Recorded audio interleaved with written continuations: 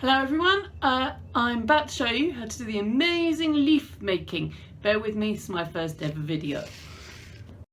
So, first step is to get your lump of clay. When you cut it out the bag, use a cheese wire. When you have it in front of you, you need to ball it up into pieces that are smaller than tennis ball size, but bigger than golf ball size. So there's 2 pieces. Now, what you need to do is wedge it. So we're not going to have to throw it. You need to hold it in your hand and kind of push it against your worktop. It's easier to do this on the desks and then clean them afterwards, or if you've got plastic coverings, put those on. When you've done it, you need to kind of tap it out into a nice ball shape. So do those. Ideally, you want 1 per child in your class, and children with small leaves will hopefully get 2 or 3 leaves out of each ball. Right, you've got hopefully rolling pins in your classes. I'm just going to find mine. I've got a child's rolling pin, that's all I've got. So, and roll it out, the clay will try and move with you. So try and roll one way and the other, and then peel it up gently. If you've got it on a piece of hessian or a board, move the board around. You need this to be about as thick as your little finger. Right, when you've got it laid out like that, then you're going to have to put your template on. See video 3 in a minute. Back again. So I've given you all a sheet that looks like this with leaves on. My advice would be to get these all cut out first so that you can save time. Hopefully you can fold them over and double them up. I think these are ash leaves.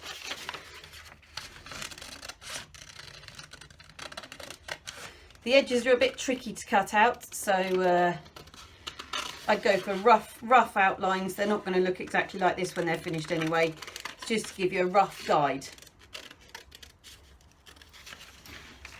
So once your leaf shape is cut out, the child needs to place it on the, up here so you can see, place it on the clay. Now you can see there I've probably got enough room for another 5 or 6 leaves. If your children have got enough room to cut 5 or 6 leaves out, that's fine. So you need to get a sharp tool. If you can find any that look like this, I call that a pencil tool because it's got a pointy end, or ones that look like this, which I call knife tools because they look like a knife. Right, so then place it on there. The paper will start to get wet as soon as it's on there. So gently cut around the outside. Obviously, like making biscuits, you want to get as close to the edge as possible. I'll bring some of these tools in, scrapers. You might have some in your classrooms already. So, any stuff that's left over, just put it in a pile at the back of your room board. Then you'll need to free it off the table or off your board. This one needs a little re-trimming because it's got a bit loose around the edges. When you've done that, take the paper off, load it at the back. So now you've got a leaf shape that looks like this. What they need to do is to be gentle around the edges and kind of squeeze gently around the edges, make them a bit finer, a bit more leaf-like. Just using the tips of their fingers. And so there you go. Now, copying the shape of the veins on the leaf, they need to score in. It's important they don't go too deep, otherwise their leaves will cut in half. So I'd advise them to do one long line right up the middle to the point. Doesn't matter if it goes off. And then to do lines like this that go that way and then Doesn't really matter if the lines join up or if they're alternate.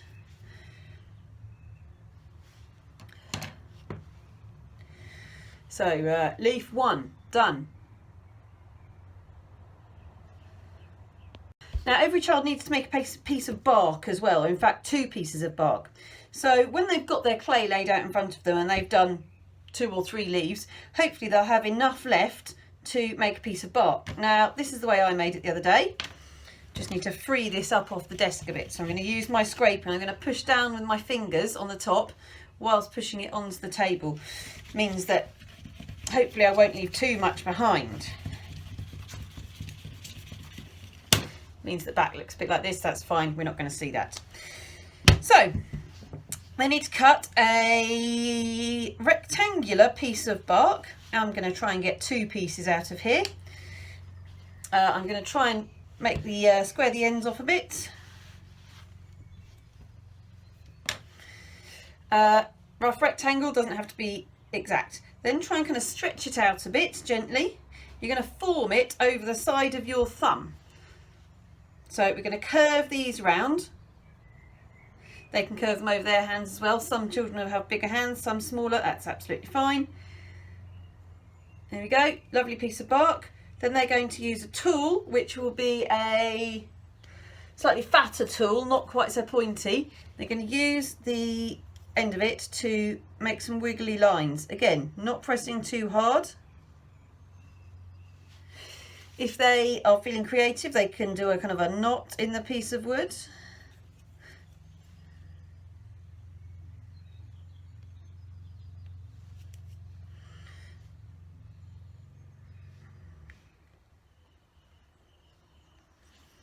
Doesn't matter, as you can see there are some scuffy bits at the edge of those marks. That's fine, that looks like bark. So that's 1 piece. I need to leave it to dry like that, so it still retains its curvy shape. Here's another one.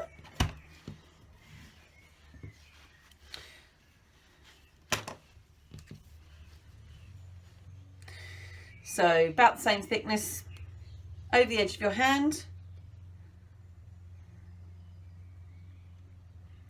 Curve it over. When you're happy, wiggly lines. I try and offset these and make some longer, some shorter, some wigglier, some straight. Okay, so each child needs to make 2 pieces of bark and 2 or 3 or 4 leaves. As many leaves as they can get out of their piece of clay. If they discover that they've got a piece left like this at the end, brilliant, roll it out a bit thinner and make another leaf out of it.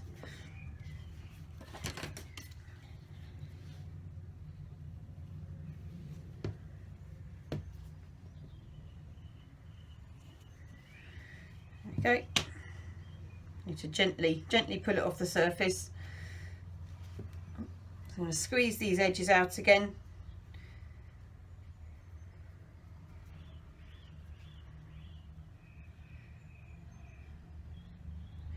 Smooth it off with your fingers. Line drawn on, right to the point, and then veins as well.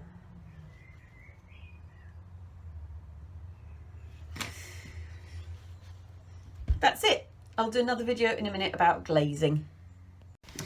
So, can you leave your leaves and bark on the windowsill, preferably in trays, until they are nice and dry? You'll tell when they're dry enough because they will have gone from being dark and wet to light and white. They'll sound kind of hollow as well. So, here are some I made earlier. Now, glazing is pretty easy, and the backs of the leaves don't need to be glazed at all. It's literally dipping. When your pieces have been fired, I will bring them back to you, and then you need to glaze. It's up to you how you do this. I think I'd have a station in my classroom, and each child would come and glaze 2 or 3 or 4 leaves and some pieces of bark, and then go back to what they were doing. So I'm going to use a pot like this. I will give you the glaze. Now, glaze will arrive in tubs that look a bit like this. This one's one of mine, not the ones we're going to be using. Haven't bought those yet. So the glaze will be in a tub. We've got a lot to glaze, so there'll be quite a lot in a tub. Nice. Right, so imagine this is fired. You're going to just hold the edges and you're going to dip it straight in. And roll it so that the edges are covered. And that's it. You can use a little brush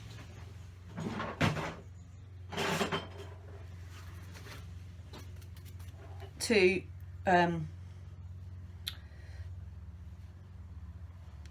scrape off the spare glaze. Doesn't need to be quite that thick. And that's it. That will fall into the gaps.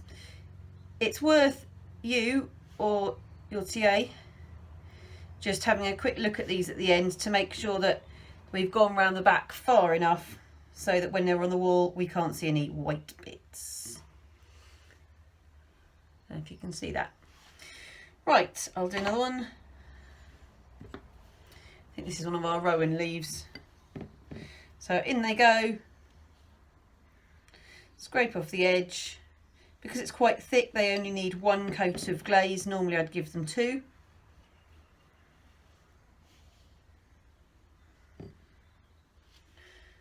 Okay. You can just hold them in your hands and paint it on. Depends how much time you've got, or how messy you can cope with being. If there are different types of green that I give you, you can mix up, use different colours of green, make your leaves look a bit more natural.